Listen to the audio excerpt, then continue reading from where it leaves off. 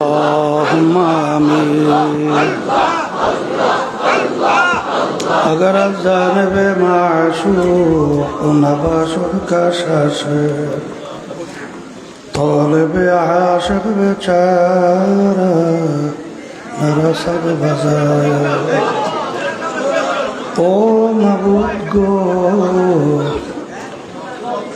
एक फुटा पानी दिए बनी आदम के बनाया এই দুনিয়াতে কয়েকদিন ঘুরাইয়া ফিরাইয়া আবার অন্ধকার কবরে নিয়ে যাইবে। এই দুনিয়াতে আর কাহাকেও থাকতে দিবেন না। ভাই বলি বন্ধুরে বলি কেউ তো আপন না। ভাবিয়া চিন্তা করিয়া দেখিলাম মাওলা ওই অন্ধকার কবরে আপনি সারা কেহ আপন হবে না। রব্বানা আতিনা ফিদ দুনিয়া হাসানাতাও ওয়া ফিল আখিরাতি হাসানাতাও ওয়া কিনা আযাবান নার। رب ارحمهما كما ربياني صغيرا سبحان ربك رب العزة عما يصفون وسلام على المرسلين والحمد لله رب العالمين. وعليكم السلام ورحمة الله وبركاته.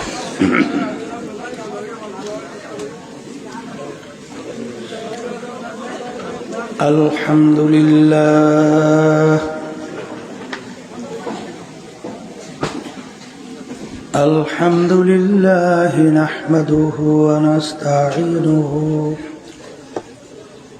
ونستغفره ونؤمن به ونتوكل عليه ونعوذ بالله من شرور أنفسنا من يهده الله فلا مضل له ومن يضلله فلا هادي له ونشهد أن لا إله إلا الله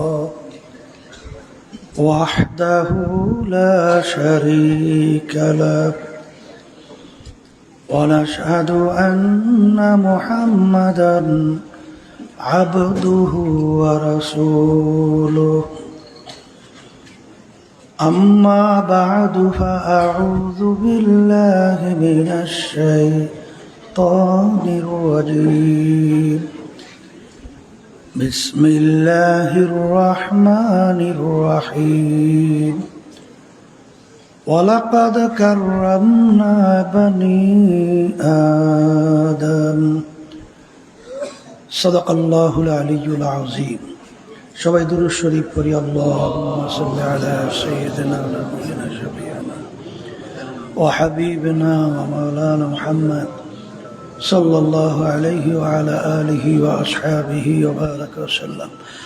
اللهم صل على سيدنا ونبينا شفيعنا وحبيبنا ومولانا محمد صلى الله عليه وعلى آله وأصحابه وبارك وسلم. اللهم صل على سيدنا ونبينا شفيعنا وحبيبنا ومولانا محمد صلى الله عليه وعلى آله وأصحابه وبارك وسلم. শুকরিয়া আদায় করতেছি মহান রব্বুল আলামিনের দরবারে। রব্বুল আলামিন বেহেশতের বাগানের মধ্যে উত্তম মজলিসের মধ্যে দুনিয়ার সমস্ত কাজ থেকে বিরত রেখে উলামায়ে কিরামদের মজলিস, জাকিরিন, শাকিরিন, সাদিকিন, বিশেষ করে এই মজলিসের ভিতরে অনেক তালেবে ইলমরাও আছে, নায়েবে রাসূলরাও আছে। তাদের সঙ্গে আমাদের জীবনের একটা সময় আল্লাহ রাব্বুল আলামিন কাটাবার সুযোগ করে দিছেন, শুকরিয়া তার সবাই বলি আলহামদুলিল্লাহ। অনেক লোকের কানে মাহফিলের দাওয়াত পৌঁছার পরেও অনেকের সুযোগ থাকা সত্ত্বেও মাহফিলে আসে নাই। আবার তালাশ করলে দেখবেন বহু দূর থেকে কষ্ট স্বীকার করে আমার অনেক ভাইরা মাহফিলে পাগলের মতো সুইটে চলে আসছে। মান জাদ্দা ওয়াজাদা, যে যেই জিনিস পাওয়ার জন্য চেষ্টা করে ওই জিনিসে পাইয়াও যায়।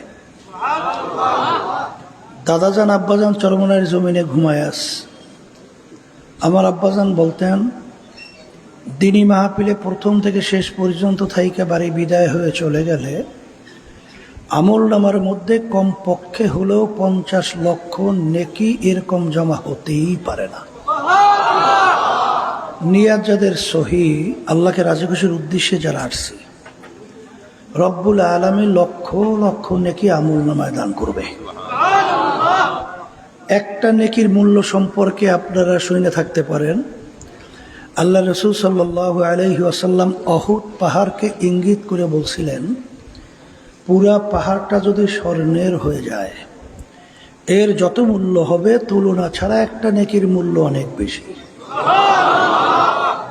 একটা নেকির প্রয়োজন সম্পর্কে আল্লাহ রাব্বুল আলামিন কোরআনুল কারীমের ভিতরে বলছেন,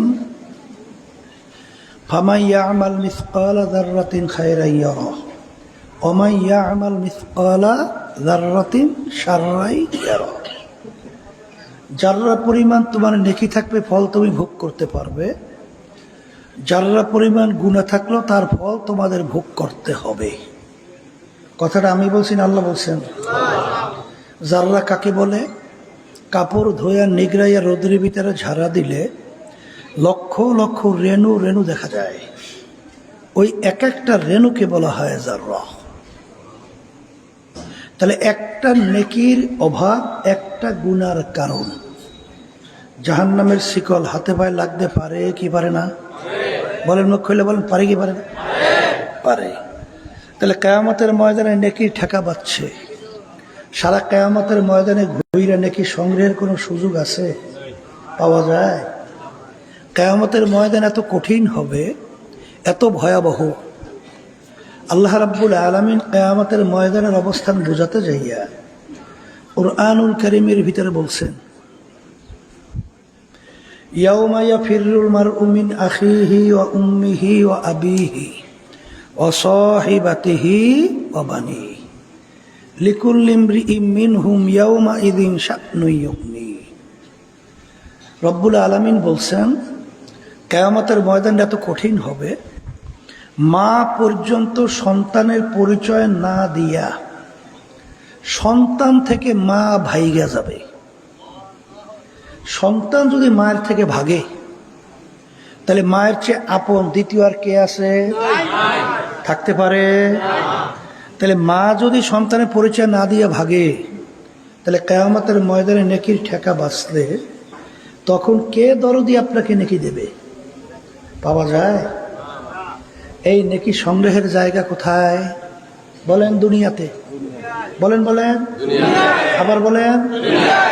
তাহলে এই দুনিয়া থাকা অবস্থায় নেকি কামাই করার পরই রওনা করতে হবে। যাদের নিয়ত সহি, আল্লাহ যদি কবুল করে লক্ষ লক্ষ নেকি আমল নামায় আল্লাহ দান করবে। তাহলে আমরা যারা এই মজলিসে বসছি, জিতছি না ঠকছি? এটা মুখ খুললে বলেন, বলেন। হ্যাঁ, আমরা তো বলি জিতছি, আর যারা আসে নাই ঠকছে। তাহলে ঠকছে আর জিতছে এইটা তো আপনারা আমি বললাম। কিন্তু এক শ্রেণীর দেখবেন মুসলমানের ঘরে জন্মগ্রহণ করার পরে আমাদের এই কথাগুলো শোনার পরে মিসকি মিসকি হাসে, আমাদের কথাগুলো নিয়ে টিটকারি মারে এবং আমাদেরকে অনেকাংশে বলে ধর্মান্ধ। জোরে বলে নাউজুবিল্লাহ। আবার একদল বের হইছে বস্তুবাদী। ওরা বলতে চায়, যা দেখি না দু নয়নে বিশ্বাস করি না গুরুর বচনে। নাউজুবিল্লাহ বলে। কথা ঠিক না ঠিক? আমি আমার ভাইদেরকে বলবো, পর্দার আড়ালে মা বোনরা যারা শুনতেছেন, শোনেন, এই ওলামায়ে কেরামদের আলোচনা, দ্বীনের গুরুত্ব, নেকির গুরুত্ব, এইটা দিবে কারা, বুঝবে কারা? বলেন যারা মানুষ। আর যারা মানুষের সুরাতে আবু জাহাল, উতবা, সাহেবা, আবুল আহাব মার্কা, এরা কিন্তু বুঝবেও না, গুরুত্ব দিবে না। কথা ঠিক কিনা? শোনেন, আল্লাহ রসুল সাল্লাল্লাহু আলাইহি ওয়াসাল্লামকে দেখতে, আবু জাহালকে দেখতে, এই হাতের দিক থেকে, পায়ের দিক থেকে, চোখের দিক থেকে, অঙ্গ কোনো প্রত্যঙ্গের দিক থেকে কোনো পার্থক্য ছিল? আবু জাহিলের চক্ষু ছিল কয়টা? আল্লাহ হাবিব সাল্লাল্লাহু আলাইহি ওয়াসাল্লাম চক্ষু মুবারক। এই আবু জাহিলের হাত কয়টা? আল্লাহ হাবিবের হাত মুবারক। পায়ের দিক থেকে পার্থক্য কি কোনো ছিল? তাহলে আবু জাহালর নাম শুনলে আমাদের জবান থেকে বের হয় লানাতুল্লাহি আলাইহি। আল্লাহর গজব। মাইকটারে ঘোরাঘুরি করে, আমি বুঝলাম না কিছু। আর একটু তো ভালোই গেছিল, এত বাড়াবাড়ি করে বেটা।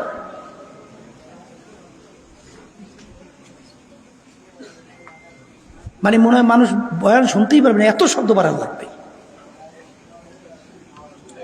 তাই যেই কথা বলতে চাইছিলাম, আবু জাহাল আল্লাহ রসুল সাল্লাল্লাহু আলাইহি ওয়াসাল্লাম দেখতে সুরাতে অঙ্গ প্রত্যঙ্গে কোনো পার্থক্য ছিল না, কিন্তু আল্লাহর হাবিবের নাম শুনলে দুরূদ শরীফ পড়া কি হয়?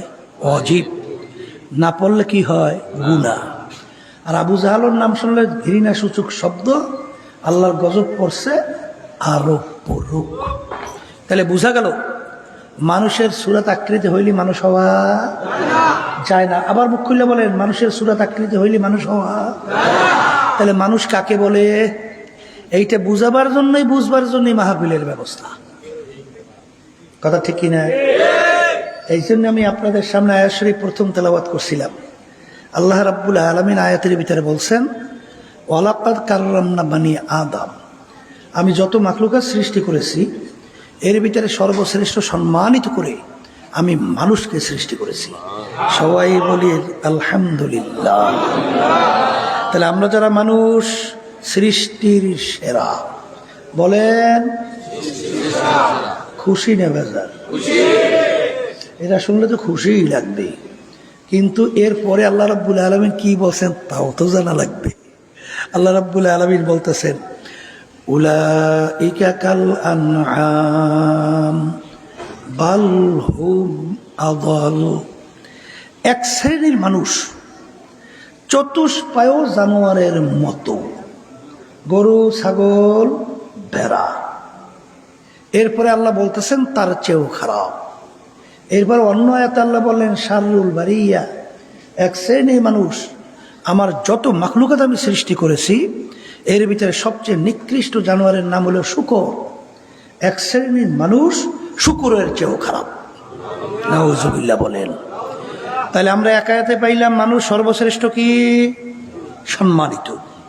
আর এক আয়াতে পাইলাম কি? চতুষ্পায় জানোয়ারের মতো। এরপর কি পাইলাম? তার চেয়ে খারাপ। এরপরে কি পেলাম? সমস্ত মাখলুকাতের ভিতরে খারাপ। কথা ঠিক কিনা? এখন কোন মানুষ উত্তম আর কোন মানুষ নিকৃষ্ট এইটা জানা বোঝা লাগবে না? কথা বলেন। এই তাহলে মানুষ উত্তম হওয়ার জন্য তাইলে তার কি দরকার? বড় বংশের হওয়া দরকার। আসতে কয়, হ্যাঁ? তাহলে পীর, মুফতি, মুহাদ্দিস, চেয়ারম্যান মেম্বার, বড় ধনী, জমিদার, সওদাগর, খুব সুন্দর, এই সব কিছু কি ভালো হওয়ার মাপকাঠি? তাহলে ভালো হওয়ার মাপকাঠি মানুষ কাকে বলে? আল্লাহ রাসূল সাল্লাল্লাহু আলাইহি ওয়াসাল্লাম বলছেন, আলা ওয়া ইন্না ফিল জাসাদি মুদগাহ ইযা সালুহা সালুহাল জাসাদু কুল্লুহু ওয়া ইযা ফাসাদাত ফাসাদাল জাসাদু কুল্লুহু আলা ওয়া হিয়াল কলব। আল্লাহ রাসূল সাল্লাল্লাহু আলাইহি ওয়াসাল্লাম বলেন, প্রত্যেকটা মানুষের মধ্যে আল্লাহ রাব্বুল আলামিন স্পেশাল একটা গোশতের টুকরা দান করছে। কি টুকরা? বলেন, গোশতের টুকরা। ওই গোশতের টুকরা যার ভালো হয়ে যায়, আল্লাহ রাসূল সাল্লাল্লাহু আলাইহি ওয়াসাল্লাম বলেন সেই মানুষটাই সর্বশ্রেষ্ঠ সম্মানিত মানুষ। আর ওই গোশতের টুকরা খারাপ হতে হতে এক পর্যায়ে ওই মানুষটা কুত্তা, শিয়াল, শুয়োরের চেয়েও খারাপ হয়ে যায়। যেটা বলেন কথা ঠিক কিনা? তাইলে আমি আমার ভাইদেরকে বলবো, তাহলে মানুষ ভালো হওয়া, সম্মানিত হওয়ার মাপকাঠি কি? বলেন কলব ভালো হওয়ার মধ্যে। আবার বলেন। আর আমরা যারা বেহেশতে যাইতে চাই, বেহেশতে যাওয়ার জন্যেও আল্লাহ রাব্বুল আলামিন শর্ত লাগাইছেন। কি শর্ত? ইল্লা মান আতাল্লাহা বিকলবিন সালিম। আল্লাহ রাব্বুল আলামিন বলছেন, পরিষ্কার পরিচ্ছন্ন সুস্থ কলব ছাড়া আমার পবিত্র জায়গা বেহেশতের মধ্যে হবে না। কথা ঠিক না ঠিক? এখন কলব ভালো করা দরকার আছে না নাই? এখন বলতে পারেন হুজুর কলব ভালো খারাপ কিসে হয়? সংক্ষেপে একটু বলছি, কলবের উল্লেখযোগ্য 10টা রোগ আছে। এই রোগগুলো কলব থেকে দূর করতে হবে। এর ভিতরে 1 নম্বর রোগটার নাম হলো তাকাব্বুরি। এক কথায় আমি ভালো, আমি বড়, আমি পীরের দিক থেকে বড়,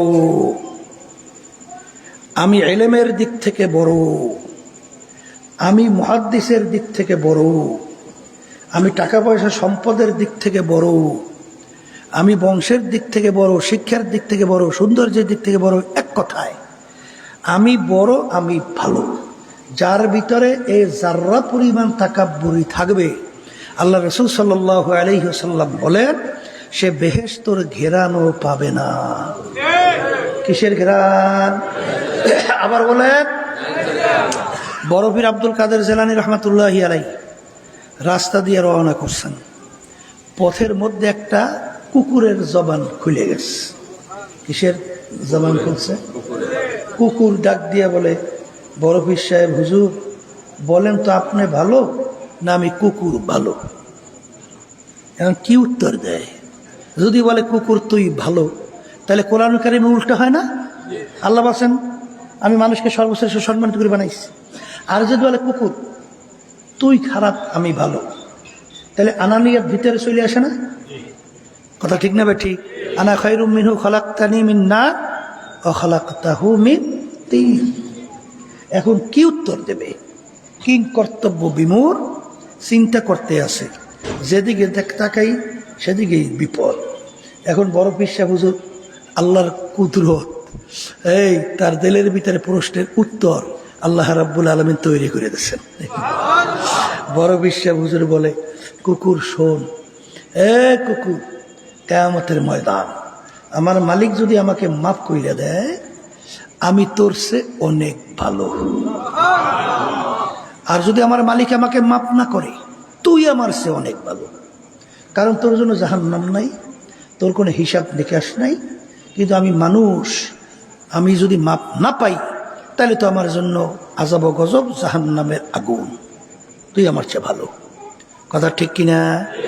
এই জন্য আল্লামা জিলি রহমাতুল্লাহি আলাইহি লেখছেন, কবরে যাইয়া মাপ পাওয়ার আগ পর্যন্ত নিজেকে নিজে একটা শুয়ারের চেয়ে ভালো মনে করা যায় না। কথা ঠিক কিনা? এই জন্য হাদিসে কুদসির ভিতরে আসছে, আল্লাহ রাসূল সাল্লাল্লাহু আলাইহি ওয়াসাল্লাম শুনাইছেন, আনা ইনদা মুনকাসিরাতিল কুলুব, আমার মালিক ভাঙ্গা দিলের কাছে থাকে। যেই বান্দাবান্দিরা নিজের গুনার কথা মনে করবে, জাহান্নামের আযাব ও গজবের কথা মনে করবে, নিজেকে নিজে ছোট মনে করবে, তার প্রতি আল্লাহর রহমত গড়াইয়া গড়াইয়া ওই কলবের ভিতরে জমা হবে। কথা ঠিক কিনা? এই জন্য এই রোগটা দূর করা লাগবে। আর একটা রোগের নাম হিংসা, পর উন্নতি দেখে সহ্য করতে না পারা। হিংসা এমন একটা রোগ, যে হিংসার কারণে সমস্ত নেকি ধ্বংস হয়। আল্লাহ রাসূল সাল্লাল্লাহু আলাইহি ওয়াসাল্লাম বলছেন না, আল হাসাদু ইয়াকুলুল হাসানাত, সমস্ত নেকি ধ্বংস করে। কিসের আগুন? বলেন হিংসার আগুন। কিসের আগুন? এই হিংসার আগুনে সমস্ত নেক ধ্বংস করে। অনেকে কিন্তু আছে বর্তমানে বের হয়েছে, এই চরমনাই মোটে দেখতেই পারে না। আছে না নাই? এই নাই কোনো সমস্যা, এই হলো জোর করিয়া বানাইয়া বানাইয়া সমালোচনা না করলে পেটের ভাত হজম হইতে চায় না। কথা ঠিক কিনা? আচ্ছা, দোষ ত্রুটির ঊর্ধ্বে তো কোনো মানুষ না, আমরা মানুষ না? আমাদের ভুল ত্রুটি হইতে পারে না? মাঠে ময়দানে যারা কাজ করে, ভুল তো তাদেরই হবে।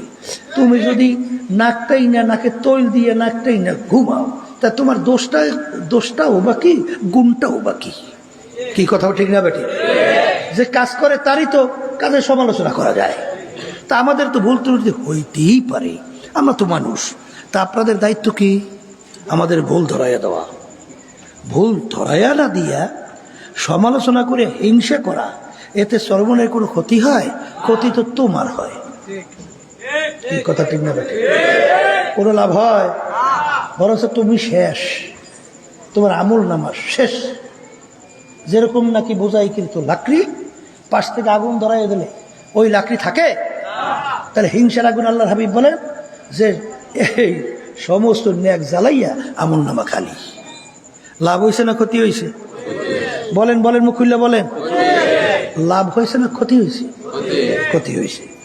আর একটা রোগ, তার নাম হলো হুব্বে যা হুব্বে মাল। সম্মানের মোহাব্বত, মালের মোহাব্বত, সম্পদের মোহাব্বত, ক্ষমতার মোহাব্বত, দলের মোহাব্বত, নেতা নেত্রীর মোহাব্বত, বিভিন্ন কায়দায় কায়দায়। এই রোগটা এমন এক রোগ, আল্লাহ রসুল সাল্লাল্লাহু আলাইহি ওয়াসাল্লাম বলেন হুব্বুদ দুনিয়া রাসু কুল্লি খতিয়াতিন, সমস্ত গুনার মূলই হলো এই দুনিয়ার মোহ। কথা ঠিক কিনা? আল্লাহ মাফ করুক। এই বাংলাদেশের ভিতরে 100-র ভিতরে প্রায় 92 জনের মতো মুসলমান বসবাস করে। 100 ভিতরে কতজন? এই দেশের মধ্যে বাংলাদেশের রাজধানী ঢাকা। ঢাকাকে বলা হয় মসজিদের নগরী। শোনেন নাই? এই দেশের ভিতরে রাস্তার মোড়ে মোড়ে মসজিদ, মাদ্রাসা অভাব আছে? হ্যাঁ, এই দেশের ভিতরে এই মুয়াজ্জিনের আজান, বাচ্চাদের ঘুম ভেঙে যায়। মুয়াজ্জিনের আজানে বাচ্চারা ঘুম, মায়ের কোলে কি যায়? ঘরে যায়। কথা ঠিক? এই দেশে আলেম ওলামা তোলামার অভাব আছে। এই দেশের ভিতরে জুমার মসজিদে দেখবেন মুসল্লিরা ধরে না। কিন্তু সেই দেশের মধ্যে 53 বছর স্বাধীনতা চলে গেল, কিন্তু এই দেশের ভিতরে ইসলাম নামক নীতি আদর্শটা রাষ্ট্রীয়ভাবে পরাজিত। কথা বলেন না কেন? না ভুল? পরাজিত না বিজয়? পরাজিত হইল কেন? কারণ কি? বিভিন্ন সময় বিভিন্ন ফতুয়া বাড়ি করে, এরপরে ইসলামের গলা কাটে। কথা ঠিক না বেটি? আমিনু কামা আমানান নাস। আল্লাহ রাব্বুল আলামিন বলেন ঈমান আনো সাহাবায়ে কেরাম যেভাবে ঈমান আনছিল। কারা? আবার বলেন, সাহাবায়ে কেরামদের ঈমানের ধরন কেমন ছিল? ওমর ফারুক রাদিয়াল্লাহু তাআলা আনহু যখন রাষ্ট্র পরিচালনা করেন, নীল নদী যখন তারা এসে গেল, নীল নদীর একটা নিয়ম ছিল, প্রতি বছর একটা সময় শুকিয়ে যাইত। একটা সুন্দরী যুবতী মেয়েকে নীল নদীর ভিতরে যদি বলি দেওয়া হইতো, নীল নদীর পানি আসতো। আর নীল নদীর ভিতরে সুন্দরী মেয়ে যুবতীকে যতক্ষণ বলি না দিত, পানি নদীর ভিতরে আসে না। আর ওই পানি এত প্রয়োজন, ওই পানি খেয়ে মানুষ বাঁচে, পানি দিয়ে ফসল হয়, ওই ফসল খেয়ে মানুষ বাঁচে। এই এখন ওমর ফারুক রাদিয়াল্লাহু তাআলা আনহু তার পরিচালনায় যখন নীল নদী তার আয়ত্তে আসলো, নিয়ম অনুযায়ী তো নীল নদীর পানি শুকাইছে। এখন নিয়ম কি? সুন্দরী যুবতী একটা মেয়েকে বলি দেওয়া লাগবে। কথা ঠিক না? ঠিক? ইসলামে জায়েজ আছে না? হাওয়া কয় কি? তাহলে এই সময় যে ফতুয়া শুরু হয়ে যেত, একটা জান যাইবে বিনিময়ে লক্ষ লক্ষ জান বাঁচবে। উপায় কি? তাড়াতাড়ি একটা ধরে সবাই দিয়ে দেয়। আসতে বলে। কথা ঠিক না? ঠিক? একটা জানের বিনিময়ে লক্ষ লক্ষ জান বাঁচে, করার কি? দে ধরি একটা সবাই। এই যখন এলাকার লোক গেল, হুজুর মানে এলাকার গভর্নর, এই নীলদনির পানি তো শুকাইছে হুজুর, এখন তো সুন্দরী মেয়ে জবাই না করলে পানিও আসে না, আর মানুষ তো না খাইয়ে মরে, পালা কি? ইসলামে তো জায়েজও নাই। এখন ঘটনাটা কি ঘটলো? বলেন না, আমিরের থেকে কথা না শুই না কিছু করা যাইবে না। আমিরের কাছে সংবাদ পৌঁছল, আমির নীল নদীর পানি শুকাইছে, নিয়ম অনুযায়ী মেয়ে একটা জবাই দেওয়া লাগবে, নাহলে পানি আসে না। আমির কথার কথা, ইন্না নিল্লা, বলো কি? তাইলে পানি নীল দরিয়ে আসা না আসার ক্ষমতা সব মহিলা জবাই দেওয়ার মধ্যে, তাহলে আমার আল্লাহর ক্ষমতা কোথায়? আমিনু কামা আমানান নাস, ঈমান আনো সাহাবায়ে কেরাম যেভাবে ঈমান আনছিল। আমির চিঠি লেখে নদীর কাছে, চিঠি চিঠি কার কাছে? নদীর কাছে। আমাদের যুগ হইলে কি বলতেন? ওরে পাগলের দল, নীল নদীর কাছে চিঠি লেখে। এখনো সুস্থ মানুষ? সুস্থ? গাছের কাছে চিঠি লেখে, এটা কি কবা? নদীর কাছে চিঠি লেখে, গাছের কাছে চিঠি লেখে, নীল নদীর কাছে চিঠি লেখে। হে নীল নদী, তুমি যদি আল্লাহর হুকুমে জারি হও তাহলে তুমি জারি হইয়া যাও, আর যদি আল্লাহর হুকুমে জারি না হও তোমার পানি আমাদের লাগবে না।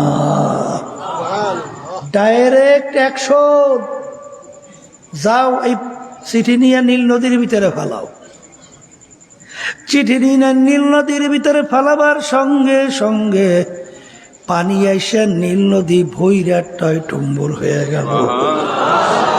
ওই যে নীল নদী পানিতে ভরছে, আজ পর্যন্ত আর নীল নদী শুকায় না। এর নাম হলো ঈমান। আমিনু কামা আমানান নাস, ঈমান হলো সাহাবায়ে কেরাম যেভাবে ঈমান আনছিল। পাগলামি? হ্যাঁ, মন চায় যা চায় তাই করা।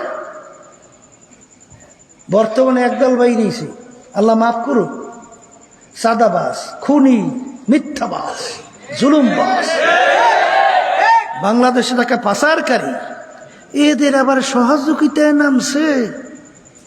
ওয়াতাআওয়ানু আলাল বিররি ওয়াত তাকওয়া ওয়ালা তাআওয়ানু আলাল ইসমি ওয়াল উদওয়ান। তোমরা ভালো কাজের সহযোগিতায় থাকো, খারাপ কাজের বিরোধিতায় থাকো। আপনাদের এলাকায় চোরের যদি কেউ সহযোগিতা করে, ওইটার আপনারা কি করেন? ওটারও কন্যা চোর, ওটারও চোর কয় না যে ওটা ভালো মানুষ না? কথা ঠিক না? ঠিক।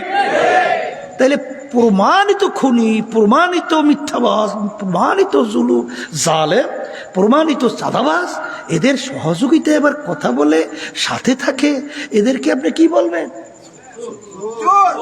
হ্যাঁ হ্যাঁ, ভালো কাজের সহযোগিতা করলে নেকের আশা করে, আর খারাপ কাজের সহযোগিতা করলে হেরাও নেকের আশা করবেন।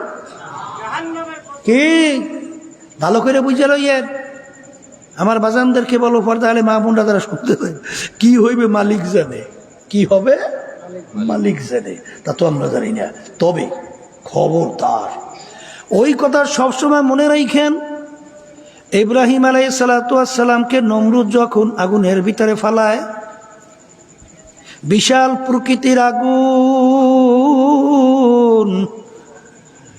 ওদিকে একটা ব্যাঙ বারবার পানির ভিতরে লাফ দেয়, পানি ঢোক গেলে উঠে আবার আগুনের দিকে প্রস্রাব করে। ব্যাঙের পানির পরিমাণ অল্প, এতটুক পানি আগুনের কাছেও যায় না, আর এতটুক আগুন দ্বারা এত বড় বিশাল প্রকৃতির আগুন নেবেও না। আবার পানি শেষ, আবার পানির ভিতরে লাফ দেয়, আবার পানি ঢোক গেলে উঠে প্রস্রাব করে। জিজ্ঞাসা করে, ব্যাঙ রে, এতটুক পানি তোর আগুনের কাছেও যায় না, আর এতটুক পানি দ্বারা আগুন নেবেও না, এরকম বারবার কেন করো?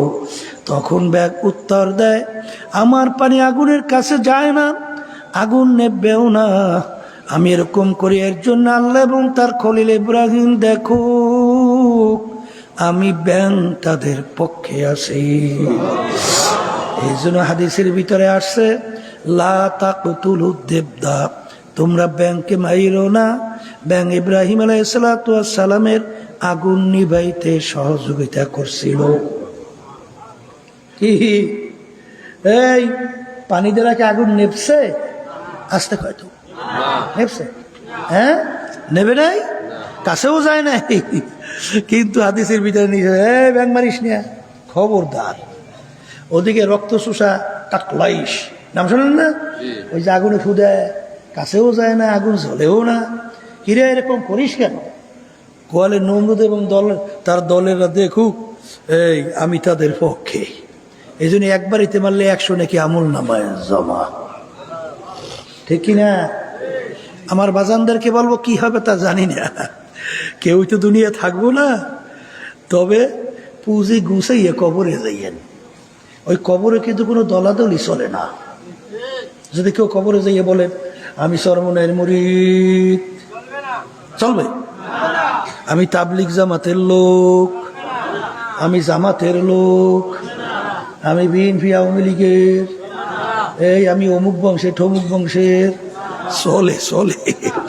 এগুলা যদি চলতোই, সবসময় মনে রাখা লাগবে আল্লাহ রাসূল সাল্লাল্লাহু আলাইহি ওয়াসাল্লাম তার চেয়ে বড় পীর, বড় অলি, বড় গাউস কুতুব দুনিয়াতে কেউ আসেও নাই, আসবেও না।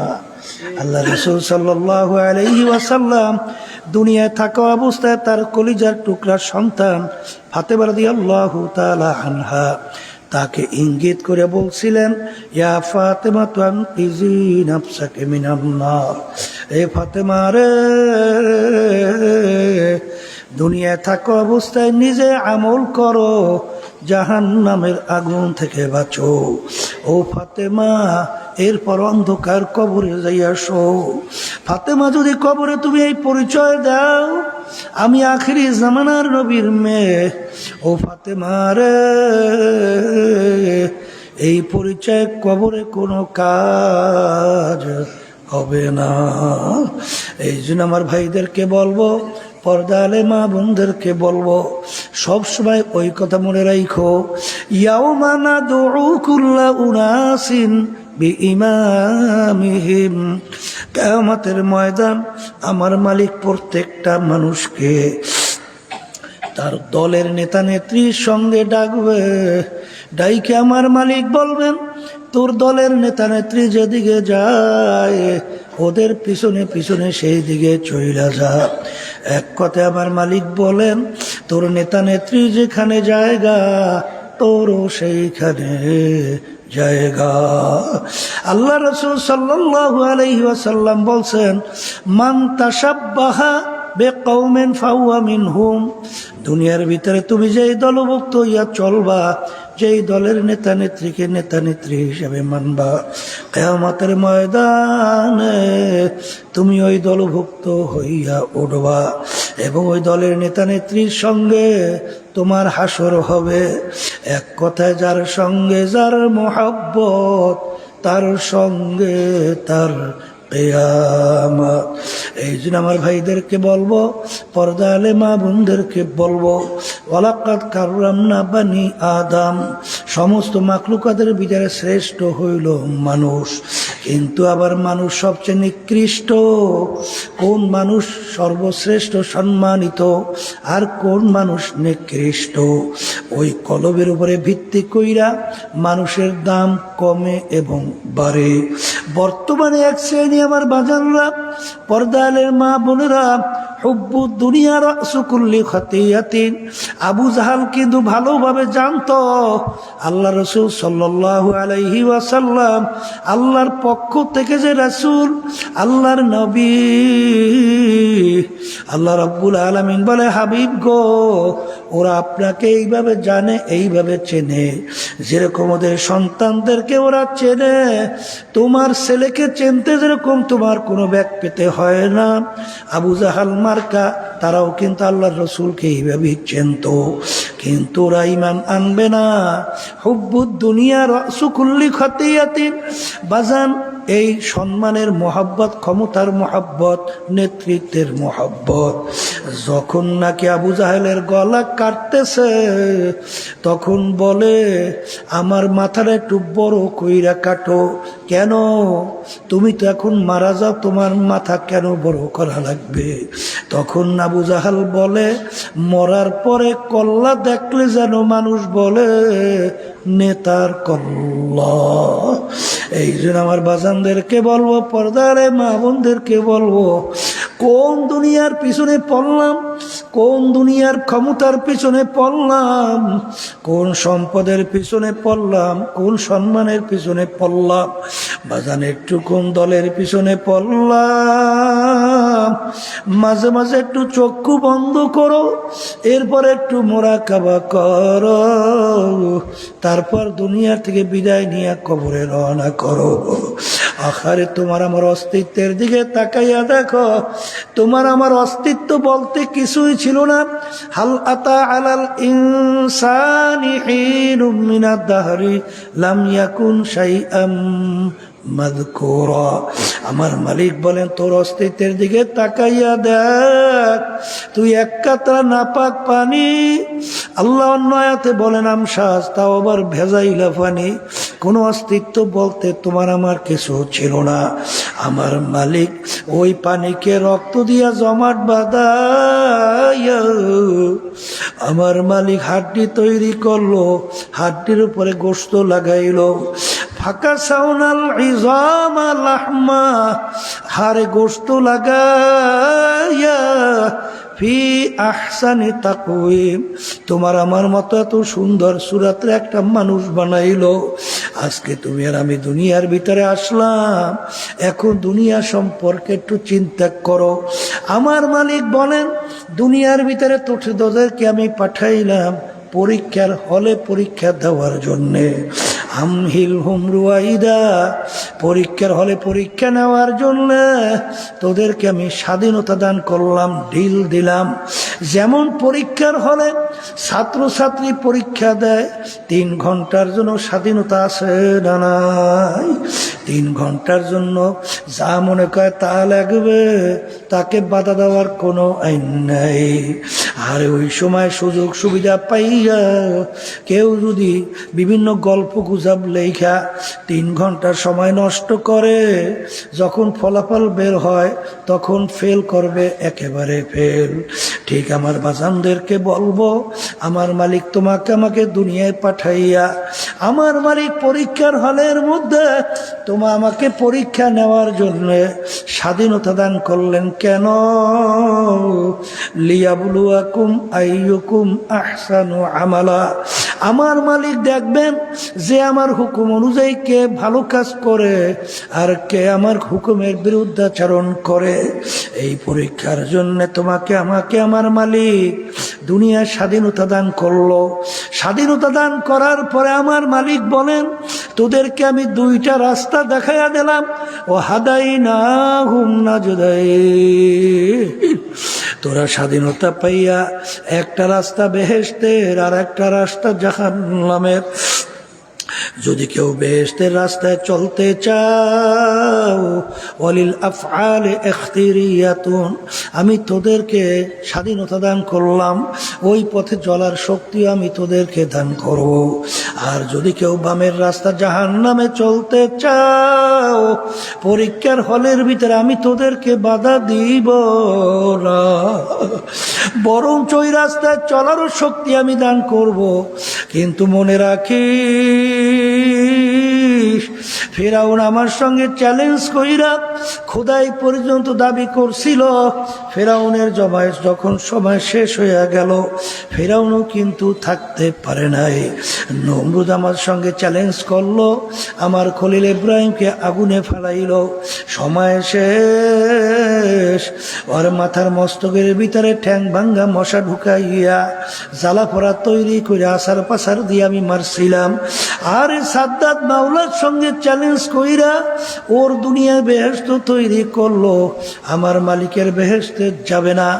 এত বড় পাওয়ার। যখন ওর হায়াতের বেড়া পার হলো, বেহেশত আর কমপ্লিট দেখার জন্য দলে বলে যখন গেল, যাই যাইয়ে দেখে বেহেশতের দরজায় বুড়া দাঁড়াইয়া আছে। আরে সাদ্দাত মেজাজ গরম, বুড়াকে বুড়া ডাক দিয়ে বলে, সাদ্দাত রে, আমি আজরাইল আছি তোর জান কবজ করার জন্য। আরে যখন আজরাইলের কথা শুনলো, সাদ্দাতের ভিতরে কম্পন শুরু হয়ে গেল। ভাই আজরাইল বড় শখ কইরা বেহেশত তৈরি করলাম, একটা নজর দেখার সুযোগ দাও।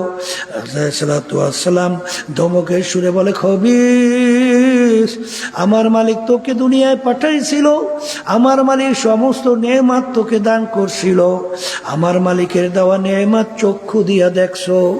আরে যাদের চক্ষু নাই তারা বোঝে দুনিয়ার কি মূল্য, তাদের কাছে কোনো মূল্য বলতে কিছু নাই। তোমাকে আমাকে আমার মালিক দেখার শক্তি দিল, এই চক্ষু নেয়ামত কার? বাজান কত বোবা মানুষ আউ আউ করে তোমার আমার সামনে চিল্লায়, ওর বুকের ভিতরে কত জ্বালা, ওর মনের ভাব প্রকাশ করতে পারে না। আর তোমাকে আমাকে আমার মালিক আল্লামাহুল বায়ান, কথা বলার শক্তি দান করলেন। এই কথা বলার শক্তি নেয়ামত কার? বাজান কত বড় মানুষ অনেক সময় আমাদের কাছে সন্তানদেরকে নিয়ে আসে, আরে বাপের চোখে টপ টপ কইরা টল টল কইরা পানি বাইয়া বাইয়া পড়ে, আর বলে, হুজুর ওর জন্য একটু দোয়া করেন, হুজুর আল্লাহ ওকে প্রতিবন্ধী বানাইছে, ও ভালো মন্দ কিছু বোঝে না, তাকাইলে চোখে পানি রাখা যায় না। তখন আমার মালিকের দরবারে বলো, মালিক ইচ্ছা করলে তুমি আমাকেও তো প্রতিবন্ধী বানাইতে পারতা, তুমি আমাকে এত সুন্দর ব্রেন দান করলা বোঝার জন্য, এই ব্রেন নেয়ামত কার? জোর বলো কার? এ কবরের যাত্রীরা, এক আল্লাহর বান্দা এমন গরিব মসজিদের মধ্যে যাইয়া আফসুস করে কান্দে আর বলে, হে আমার দয়ার মালিক, তুমি আমাকে এমন গরিব বানাইলা, একজোড়া জুতা কেনার তৌফিক তুমি আমাকে দেও নাই, এমন গরিব আমি হইলাম। এই আফসোস করে আর কান্দে। যখন কান্দার পরে মসজিদ থেকে বের হইল, বের হইয়া মসজিদের গেটের ভিতরে দেখে এক আল্লাহর বান্দা পেয়ালা হাতে নিয়ে মানুষের কাছে পয়সা চায়, ওর দুইটা পাউই আমার মাওলা দেয় না।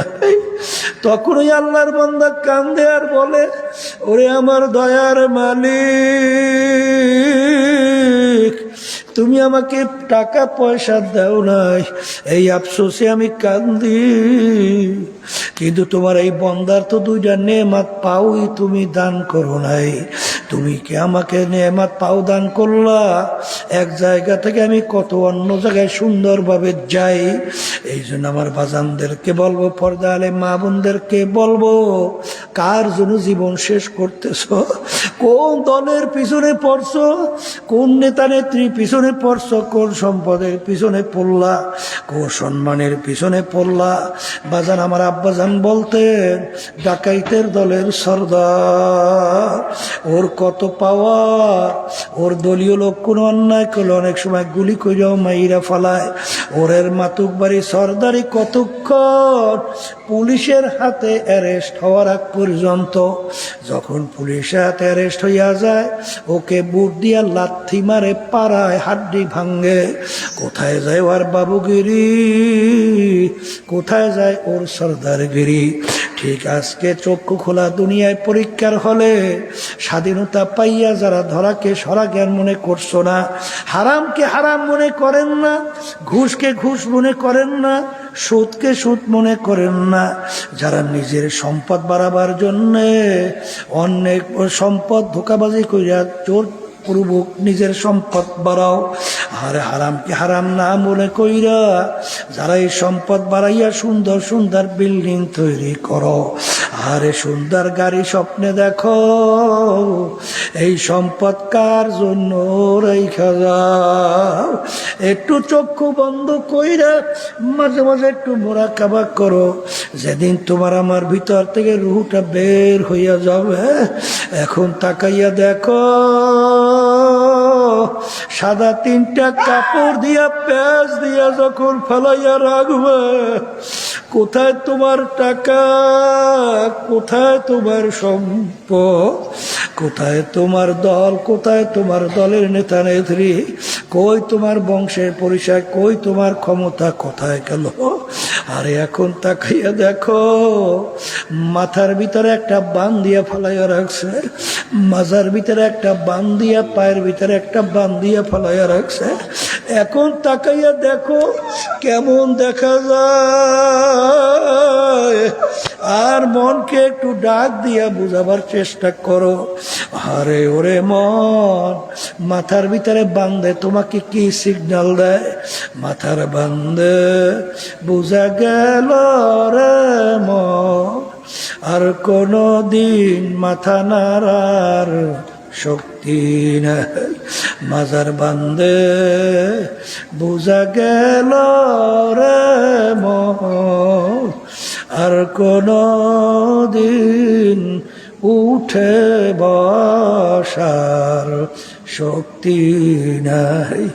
পায়ের বান্ধে বুঝা গেল রে মন, আর কোনো দিন হেঁটে চলার শক্তি নাই। এই জন্য আমার বাজানদেরকে বলবো, পর্দানে মা বোনদেরকে বলবো, বাজান কলবের থেকে রোগগুলা দূর করো। আর এই কলবের রোগ দূর করার জন্যে ওয়াকুনু মা'আস সাদিকিন, সাদিকিন বান্দাদের সঙ্গী হইয়া যাও। কলবকে পরিষ্কার করার জন্যে মৌতের মুরাকাবা বেশি বেশি করো। কলবকে পরিষ্কার করার জন্যে আমার মালিকের জিকির বেশি বেশি করো। কলবকে পরিষ্কার করার জন্যে কোরআনুল কারীম তেলাওয়াত বেশি বেশি করো।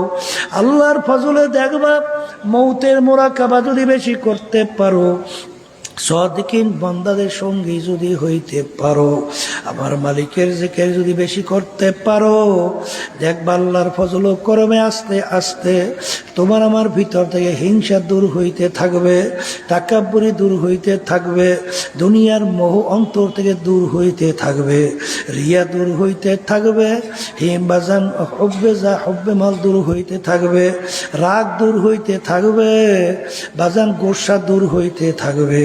এরকম একটা পর্যায়ে আসবে, তখন মালিকের দিকে ডাক দিয়া এক আল্লাহর ওলি বলেন, হর তামান্না দিল সে রুখসাত হো গই,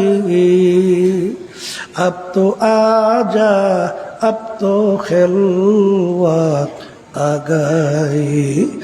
আমার দয়ার মালিক, এখন তুমি একটু আমার কলবের দিকে তাকাইয়া দেখো। আমার কলবের ভিতরে এখন তাকাব্বুরি ফালাইয়া দিছি, হিংসা ফালাইয়া দিছি, অন্যান্য সমস্ত রোগ ফালাইয়া এখন আমার কলব খালি। এখন দয়ামায়া করে তুমি একটু আমার কলবের মধ্যে আসো। এরকম ভাবে হাজারি করে আর মালিককে করুণ সুরের ডাক দেয়, উদউনি আস্তাজিব লাকুম।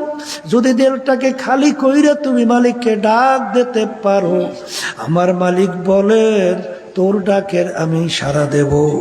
আমার মালিক বড় দয়ার মালিক, আমার মালিক বড় মায়ার মালিক। দুনিয়ার স্বার্থ আছে, সম্পর্ক আছে, স্বার্থ নাই, সম্পর্ক নাই, কিন্তু আমার মালিকের সমস্ত নেয়ামতের নেয়ামত ভোগ করিয়া মালিকের নাফরমানি করলাম।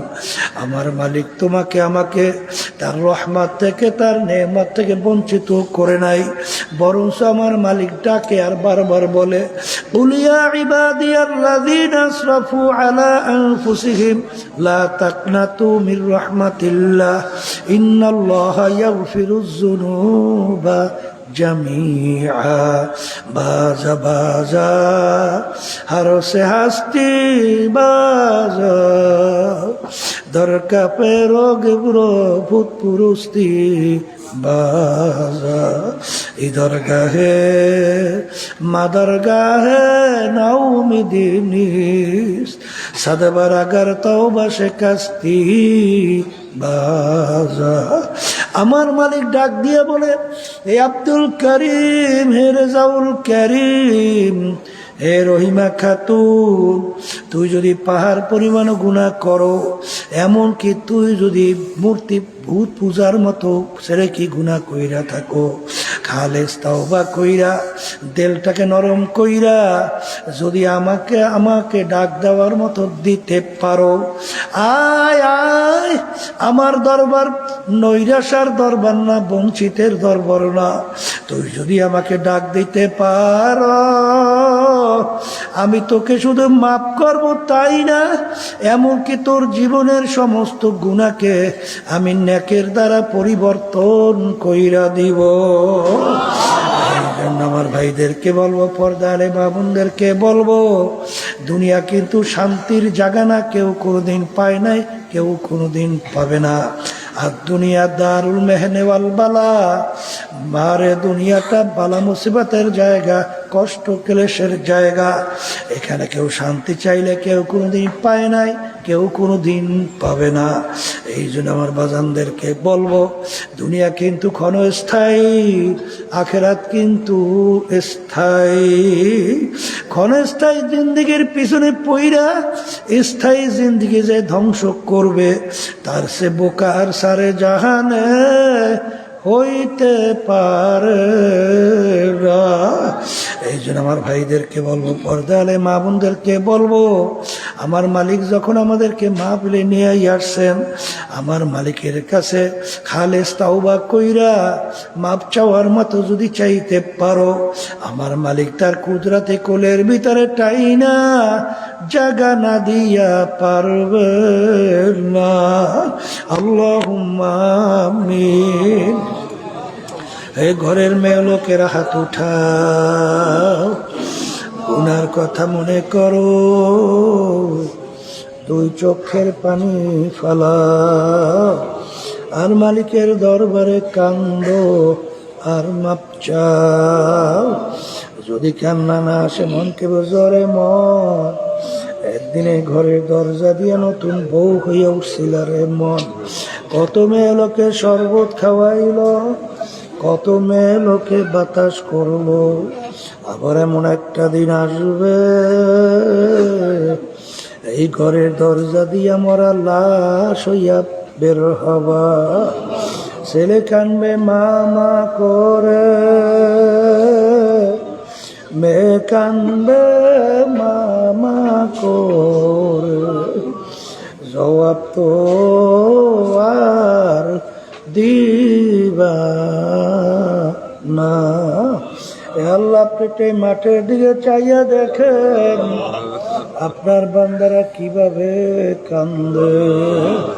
আল্লাহ, আমাদের ছেলেও মরে নাই, মেয়েও মরে নাই, গুনাহ করে বসছি রে, মাফ করে দেন গো মাওলা, মাফ করে দেন। আল্লাহর বান্দারা জোর করিয়া কান্দে। সন্তান মারা গেলে চোখে পানি আসে, সম্পদ নষ্ট হয়ে গেলে চোখের ভিতরে পানি আসে। তোমার আমার গুনার কারণে যে জাহান্নামের আগুন জ্বলছে, ওই জাহান্নামের আগুন চোখের পানি ছাড়া ঠান্ডা হবে না। আল্লাহ যাদের ইসলাম মাহফিল হইল, যারা মাহফিলের জন্য চেষ্টা খাটনি সাহায্য করলো, আমরা যারা মাহফিলে উপস্থিত হয়ে গেলাম, আমাদের সবার উপরে খাস মেহেরবানি নাজিল করেন আল্লাহ।